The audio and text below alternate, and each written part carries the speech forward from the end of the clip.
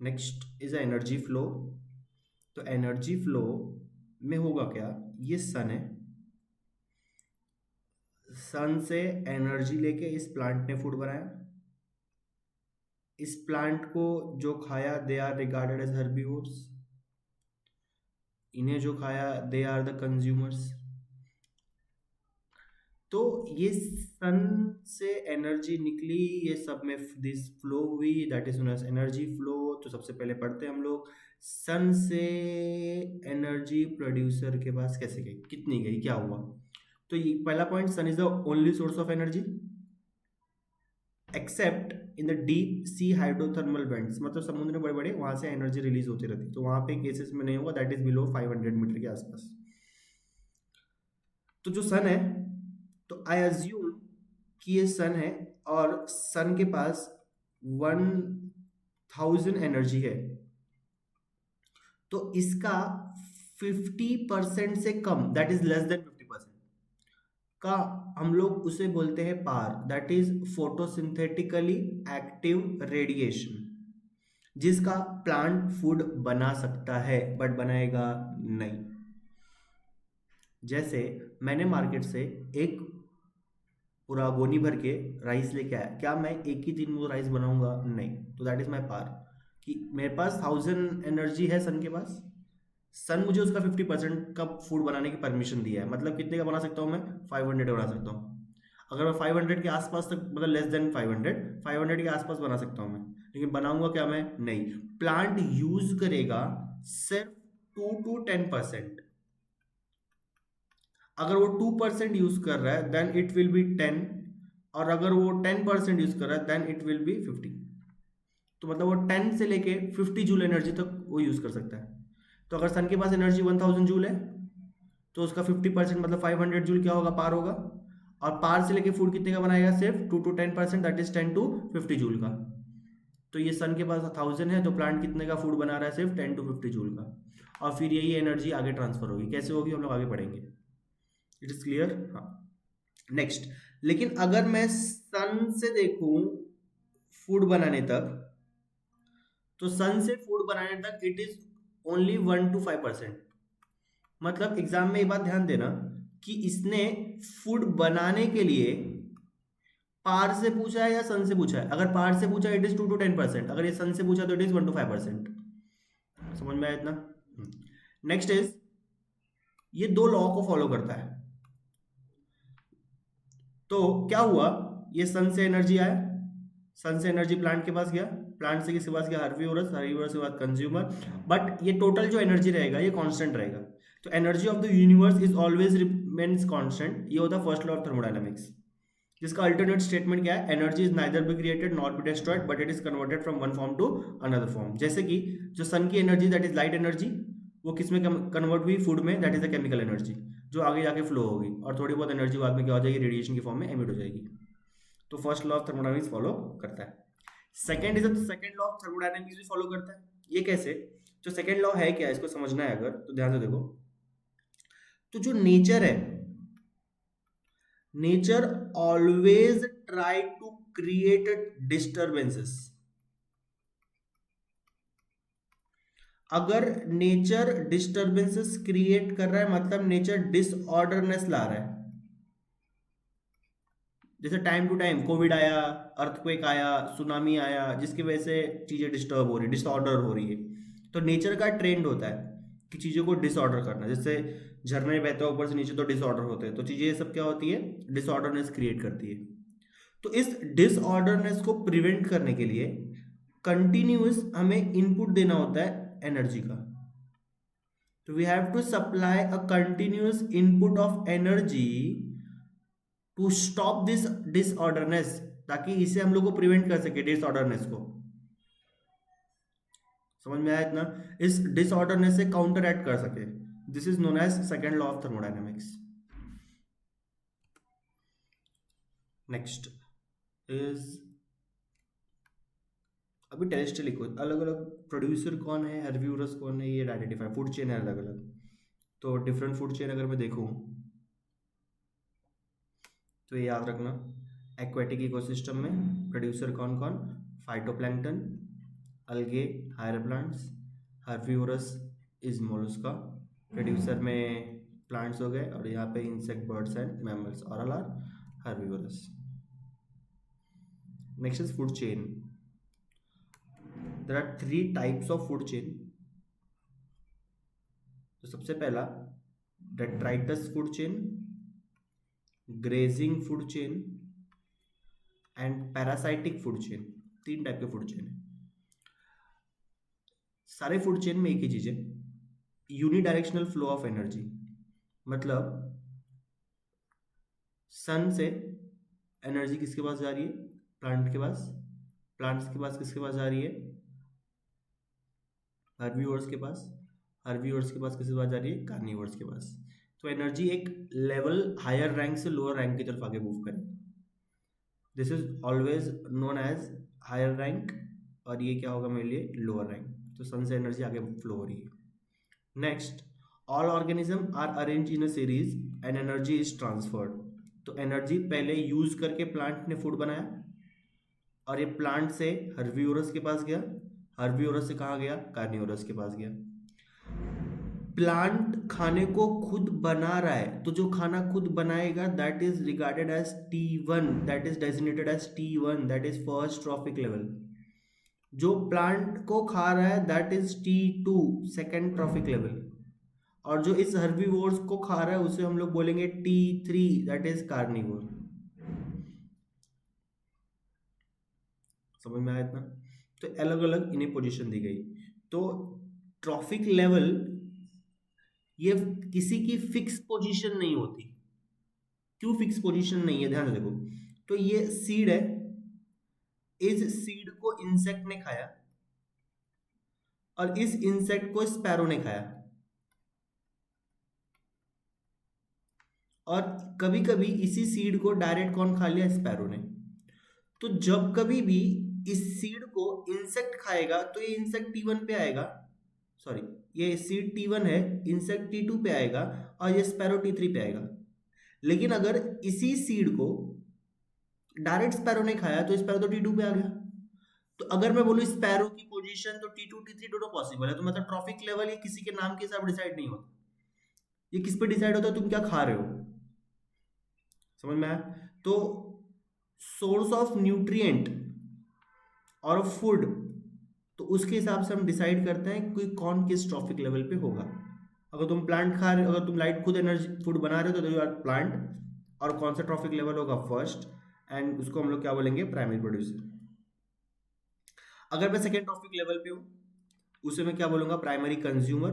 और primary consumer also known as secondary producer. ठीक है. Third trophic level that is secondary consumer, और ये क्या होंगे? हमेशा कार्निवोरस. और fourth trophic level is the top consumer, और ये क्या होगा? टॉप कार्निवोरस, जो एंड में आएंगे. Next, shorter the food chain greater will be energy. Obvious सी बात है, अगर फूड चेन में दो ही लोग हैं, एक प्लांट है,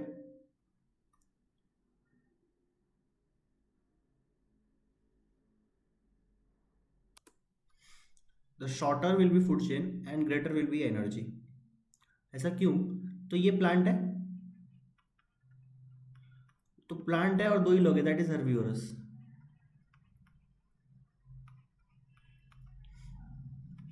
प्लांट ने फूड बनाया, एनर्जी कहाँ ट्रांसफर हुआ? हर्बीवोरस के पास. आगे एनर्जी ट्रांसफर कुछ हुआ ही नहीं, सारी एनर्जी किसमें स्टोर रहेगी? हर्बीवोरस में रहेगी. तो therefore shorter the food chain greater will be energy. Next, generally decomposer not included in food chain, fungi और bacteria. Next, maximum 5 trophic level can be seen in an ecosystem. पांच अलग अलग trophic level होंगे.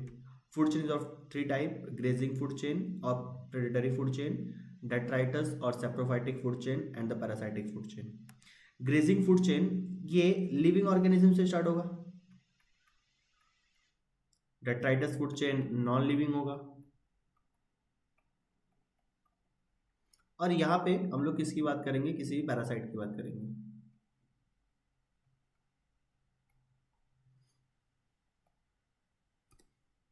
Next, grazing food chain. तो start किससे हुआ? Grass से. This is terrestrial ecosystem, grassland ecosystem terrestrial पे होगा जो कि ग्रास, दैट इज T1 क्योंकि उसने फूड खुद बनाया। और फिर उसके बाद इसे खाया ग्रास हॉपर ने, that is belongs to T2। इसे खाया फ्रॉग ने, belongs to T3। And frog को खाया ईगल ने, that is belong to T4। ये grassland ecosystem. Next aquatic ecosystem के लिए फाइटोप्लैंक्टन जो कि T1 होगा। फाइटोप्लैंक्टन किसने खाया? जूप्लैंक्टन जो कि T2 होगा। जूप्लैंक्टन को खाया किसने? स्मॉल फिशेस ने जो कि T3 होगा। And the larger fishes are T4 पे होंगे जो स्मॉल फिशेस खाएंगे। नेक्स्ट ग्रासलैंड इकोसिस्टम में एक और दिया है फ्लावर, T1 पे होगा। फ्लावर खाया किसने? कैटरपिलर ने, T2 होगा। कैटरपिलर्स को खाया फ्रॉग ने, T3 होगा। फ्रॉग्स को खाया स्नेक ने, T4 होगा। स्नेक को आउल ने खाया, ईगल ने खाया था, वो T6 पे होगा। Next dinoflagellates, copepods, ocean, sunfish and the shark. तो अलग अलग बहुत सारे फूड चेन है। अगर इसमें से किसी भी एक की डेथ हो गई, मान लो जूप्लैंक्टन की डेथ हो गई, तो इस जूप्लैंक्टन को डिग्रेड करने के लिए अलग अलग लोग आ जाएंगे, तो that will regarded as a detritus food chain. तो next is detritus food chain. तो ये क्या होगा? It is a death of an organism is the beginning of DFC, बराबर। Next detritus food chain is a biological remains, जो हमने बताया था लीफ जो टूट रहा है, गिर रहा है, इससे वो मर गया लीफ का पार्ट, तो लीफ विल बी डेट्राइटस। तो हमें उसे क्या करना है? ब्रेक करना है, तो that will B detritus food chain. अब ब्रेक करने के लिए कौन होगा? Fungi and bacteria. Detritus food chain में एनर्जी फ्लो स्लो होगी, ये बात याद रखना। नेक्स्ट लीफ, अर्थवॉर्म सो खाया, बचा हुआ अर्थवॉर्म किसने खाया? बर्ड्स ने खाया, that is a detritus food chain. कुछ लोग होते हैं जैसे कि क्रो हो गया, कॉकरोच हो गए, man, sparrow, peacock, they all are omnivorous, that means they are position on variable trophic levels. ये कुछ एग्जाम्पल है उसमें से। अभी अगर मैं बेसिकली बात करूँ, DFC will be a detritus food chain and GFC will be grazing food chain. Obvious सी बात है, लिविंग ऑर्गेनिज्म जो होंगे वो ग्राउंड लिविंग तो होंगे, वो ग्रेजिंग भी तो होंगे। तो एक्वेटिक लाइफ हो गया और टेरेस्ट्रियल लाइफ हो गया। लिविंग ऑर्गेनिज्म एक्वेटिक में होंगे, हाँ, तो ग्रेजिंग फूड चेन होगा। लिविंग और टेरेस्ट्रियल पे होंगे, हाँ होगा, तो एक ग्रेजिंग फूड चेन दिखाएगा, क्योंकि grazing is seen by living organism. और डेथ हो रही है, डेथ तो दोनों जगह होनी चाहिए ना, तो एक्वेटिक में भी डेथ होगी तो यहाँ पे DFC दिखाएगा, टेरेस्ट्रियल में भी डेथ होगी तो यहाँ पे DFC दिखाएगा। तो DFC and GFC can be seen in both aquatic as well as terrestrial ecosystem. But as we know, for the decomposition process we require a soil। Learn करने का एक वे है, इसे लर्न किया है मैंने। तो DFC मतलब डेथ से स्टार्ट होगा, और डेथ हो रहा है मतलब डिकम्पोज करना है। डिकम्पोज करने के लिए सॉइल लगेगा, और सॉइल कहाँ मिलेगा? टेरेस्ट्रियल एरिया में ज़्यादा मिलेगा। तो therefore DFC will more occur at terrestrial and GFC will more occur at aquatic ecosystem. तो इससे लर्न हो गया। तो नेक्स्ट इज एक्वेटिक इकोसिस्टम में क्या ज़्यादा होगा? GFC। टेरेस्ट्रियल में क्या होगा? टेरेस्ट्रियल में सॉइल होगा, सॉइल होगा तो डिकम्पोजिशन होगा, डिकम्पोजिशन किसका होता है? डेथ ऑर्गेनिज्म का। Therefore DFC will be greater than GFC। किसी का बीच में डेथ हुआ तो वहां से DFC स्टार्ट हो जाएगा, that means DFC may be connected with the GFC। यहाँ पे डेट्राइटस है, डेट्रीवोरस, नेमाटोड्स।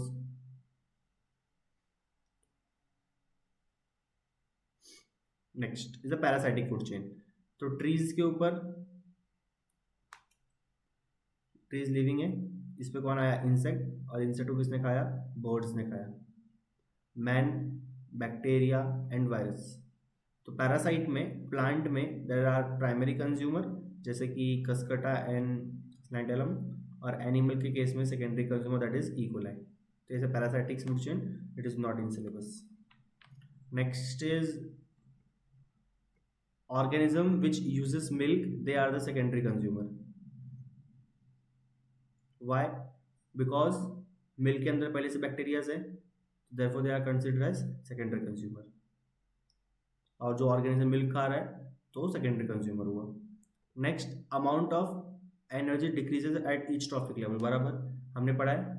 ये first trophic level that is T1, ये second trophic level that is T2, ये third trophic level that is T3। तो जब मैं T1 से T2 जाऊंगा तो 10% एनर्जी ट्रांसफर होगा, 90% एनर्जी एनवायरनमेंट में जाएगा। मतलब अगर T1 के पास एनर्जी 1000 है तो इसके पास एनर्जी 100 होगा, बिकॉज कितना ट्रांसफर हुआ 10%। ये T1 हुआ और ये क्या हुआ T2। फिर T2 से अगर मैं T3 गया T3 तो यहाँ भी कितना ट्रांसफर होगा 10% ही होगा, मतलब इसके पास एनर्जी कितना होगा 10।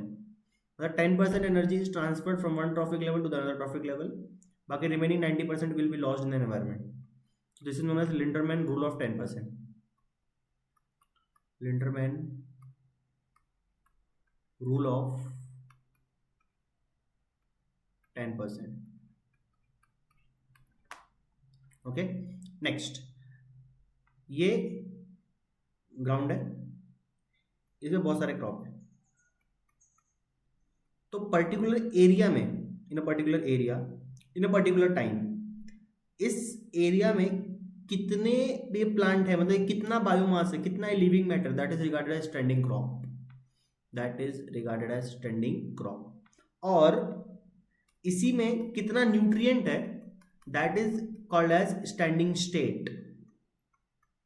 तो दो वर्ड है, एक स्टैंडिंग क्रॉप और दूसरा स्टैंडिंग स्टेट। तो याद रखना, क्रॉप होता है ग्राउंड के ऊपर और ग्राउंड के ऊपर क्या होगा, लिविंग मैटर। तो याद रखना, mass of a living matter is known as standing crop, और ग्राउंड के नीचे क्या होगा, न्यूट्रिएंट होगा, that is regarded as standing state. मतलब एक ही है, अगर लिविंग मैटर की बात किया तो स्टैंडिंग क्रॉप और न्यूट्रिएंट्स की बात किया तो standing state. Next point, each trophic level represent the functional level not a species level. बराबर, ये trophic level is decided by not a name of a species. मतलब अगर ये स्पैरो है तो हम बोल नहीं सकते T2 पे या T3 पे। That will be decided on the basis of functional role, मतलब आप क्या खा रहे हो, that is your niche level.